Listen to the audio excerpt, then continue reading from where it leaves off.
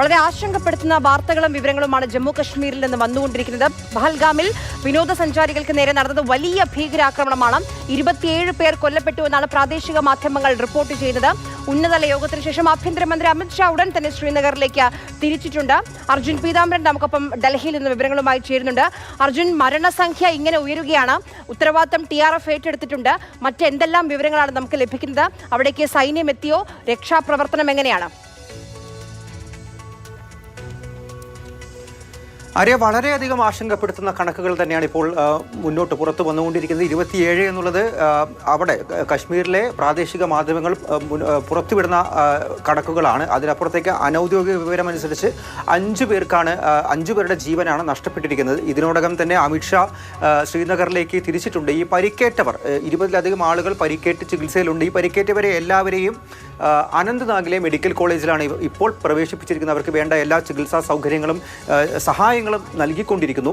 ഈ ആക്രമണം നടന്ന പ്രദേശത്തേക്ക് പഹൽഗാമിലേക്ക് കൂടുതൽ പോലീസും അതുപോലെ സുരക്ഷാ സേനയും എത്തിയിട്ടുണ്ട്. ഭീകരരെ കണ്ടെത്താൻ വേണ്ടിയിട്ടുള്ള മറ്റ് ശ്രമങ്ങളെല്ലാം തന്നെ ഇപ്പോൾ നടന്നുകൊണ്ടിരിക്കുകയാണ്. ഏറ്റവും ആശങ്കപ്പെടുത്തുന്നത് നമുക്ക് കൃത്യമായിട്ട് എത്ര പേർ കൊല്ലപ്പെട്ടു, എത്ര വിനോദസഞ്ചാരികളാണ് ഈ ആക്രമണത്തിന് ഇരയായത് എന്നുള്ള കൃത്യമായിട്ടുള്ള കണക്ക് ലഭിച്ചിട്ടില്ല എന്നുള്ള കാര്യം തന്നെയാണ്. ഇപ്പോഴും ഇതിൻ്റെ കണക്കുകളുടെ വിലയിരുത്തൽ നടത്തിക്കൊണ്ടിരിക്കുകയാണ് എന്നുള്ള കാര്യം ഒമർ അബ്ദുള്ള ജമ്മു കാശ്മീർ മുഖ്യമന്ത്രി വ്യക്തമാക്കുന്നുണ്ട്.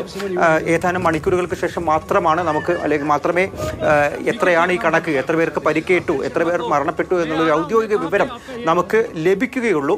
അതിനിടയിൽ തന്നെ പ്രധാനമന്ത്രി നരേന്ദ്രമോദി അമിത്ഷായെ വിളിച്ച് സംസാരിച്ചിട്ടുണ്ട്. എല്ലാ സഹായങ്ങളും നൽകണം എന്നുള്ള കാര്യം പറഞ്ഞിരിക്കുന്നു. ഒപ്പം തന്നെ ഇതിന് ഉത്തരവാദികളെ വെറുതെ വിടരുതില്ല, അല്ലെങ്കിൽ വെറുതെ വിടരുത് പശ്ചാത്തലം പരിശോധിക്കുകയാണെങ്കിൽ ഈ കഴിഞ്ഞ ഒരു വർഷത്തെ കാലയളവിൽ തന്നെ എത്രയോ ഭീകരാക്രമണങ്ങൾ അവർ നടത്തിയിട്ടുണ്ട്. പക്ഷെ അതിനു മുൻപ് ഒരു മുന്നറിയിപ്പ് അല്ലെങ്കിൽ ഒരു ഭീഷണിയൊക്കെ അവരുടെ ഭാഗത്തു നിന്നുണ്ടായിരുന്നു, ഉണ്ടാകാറുണ്ട് പൊതുവെ.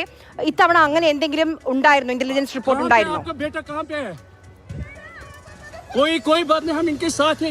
നിലവിൽ ഇന്റലിജൻസ് റിപ്പോർട്ടിനെ സംബന്ധിച്ചുള്ള വിവരങ്ങൾ ലഭിച്ചിട്ടില്ല. പ്രത്യേകിച്ചും അത്തരത്തിലാണെങ്കിൽ പോലും ഈ ബൈസ്രൻ വാലി എന്ന് പറയുന്ന ആക്രമണം നടന്ന സ്ഥലം, അവിടെ ഇത്തരത്തിൽ ഒരു സുരക്ഷാ പ്രശ്നം ഉണ്ടായിരുന്നെങ്കിൽ വലിയ തോതിൽ വിനോദസഞ്ചാരികൾ വരുന്ന പ്രദേശമാണ്. അത് അടയ്ക്കുകയോ അല്ലെങ്കിൽ ഈ ടൂറിസ്റ്റുകളെ നിയന്ത്രിക്കുകയോ ചെയ്യേണ്ട നടപടികൾ കൈക്കൊള്ളേണ്ട ഒരു സാഹചര്യം നിലനിന്നിട്ടുണ്ട്. അത്തരത്തിലുള്ള സാഹചര്യത്തിലേക്ക് പോലും പോയിട്ടില്ല എന്നുള്ളതാണ് നമുക്ക് മനസ്സിലാവുന്നത്. കാരണം ആക്രമണത്തിന് ശേഷമാണ് ഇപ്പോൾ വലിയ തോതിൽ ടൂറിസ്റ്റുകളെ ഒഴിപ്പിക്കുന്ന, പ്രത്യേകിച്ചും വിനോദസഞ്ചാര കേന്ദ്രങ്ങളിൽ നിന്നും ആളുകളെ സുരക്ഷിത സ്ഥാനങ്ങളിലേക്ക് മാറ്റുന്ന നടപടിയിലേക്ക് ഇപ്പോൾ സുരക്ഷാ സേന പോയിരിക്കുന്നത്.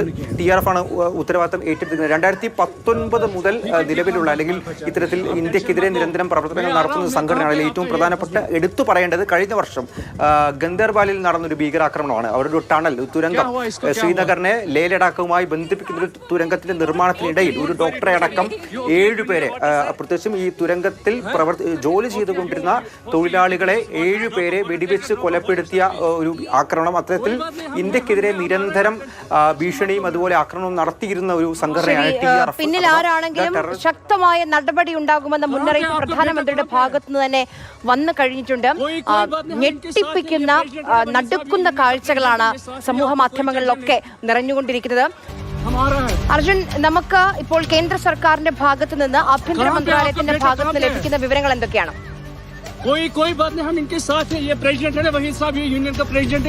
ആഭ്യന്തര മന്ത്രി ഇപ്പോൾ പുറപ്പെട്ടിരിക്കുന്നത് ഏകദേശം 8 മണിയോടുകൂടി അദ്ദേഹം ശ്രീനഗറിലെത്തും. തുടർന്ന് അനന്ത്നാഗിലെത്തി ആശുപത്രിയിലുള്ളവരെ സന്ദർശിക്കുകയായിരിക്കും പ്രധാനമായിട്ടും ആഭ്യന്തരമന്ത്രി ചെയ്യാൻ പോകുന്ന കാര്യങ്ങളൊന്ന്. രണ്ടാമത്തേത് അവിടെ ഉള്ള നിലവിലുള്ള സുരക്ഷാ സേനാംഗങ്ങൾ, അതുപോലെ തന്നെ ചീഫ് സെക്രട്ടറി ഉൾപ്പെടെയുള്ളവരെ കണ്ട് അവിടെയുള്ള നിലവിലെ സുരക്ഷാ സാഹചര്യം വിലയിരുത്തുക, മറ്റ് നടപടികൾ അല്ലെങ്കിൽ മുന്നോട്ടുള്ള കാര്യങ്ങൾ, നടപടികൾ, സുരക്ഷാ സേനാ വിന്യാസം തുടങ്ങിയ ഒരു നടപടി ഉണ്ടാവുക എന്നുള്ള കാര്യങ്ങളിൽ നടപടി എടുക്കുക, അതിന്റെ സംബന്ധിച്ചുള്ള തീരുമാനങ്ങൾ എടുക്കുക എന്നുള്ളതായിരിക്കും. അതിലൂടെ ചർച്ച നടത്തുക എന്നുള്ള കാര്യമായിരിക്കും ആദ്യം തന്നെ ആഭ്യന്തരമന്ത്രി അമിത്ഷാ ചെയ്യാൻ പോകുന്നത്.